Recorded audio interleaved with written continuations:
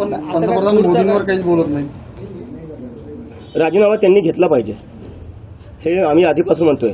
जर शिक्षा मंत्र्यांचं अकाउंटेबिलिटी फिक्स होत नाही ते याच्यात पंतप्रधानांची जिम्मेदारी आहे. जर ते रशिया आणि युक्रेनचं युद्ध थांबवू शकतात तर पेपर लीक थांबवू नाही शकत. ते खराब करण्यात आलेले आहे. नीटचे जे विद्यार्थी आहेत त्या विद्यार्थ्यांनी आत्महत्या केलेली आहे. CBSEचे 17 लाख स्टुडंट्स जे आहेत त्यांचे पेपर चेक करण्यात गडबड झालेली आहे. CUETचे जे स्टुडंट्स आहेत त्यांच्या एक्झामचे सर्व्हर डाऊन झालेले आहे. SSC GDचे 40 लाखांपेक्षा जास्त विद्यार्थी आहेत त्यांच्या पेपरमध्ये धांदली झालेली आहे. तर असे 1 करोडपेक्षा जास्त जेव्हा स्टुडंट्सचे नुकसान होतो अशा स्टुडंट्सचं जेव्हा फ्युचर पूर्णपणे तुम्ही बर्बाद करायला बघताय कधीपर्यंत हे असं चालणार. कुठं ना कुठं कोणाला तरी जिम्मेदारी घ्यावं लागेल. आणि याचमुळं काल आम्ही जंतर मंतरवर जे प्रोटेस्ट केला त्याच्यात आम्हाला खूप जास्त रिस्पॉन्स भेटला.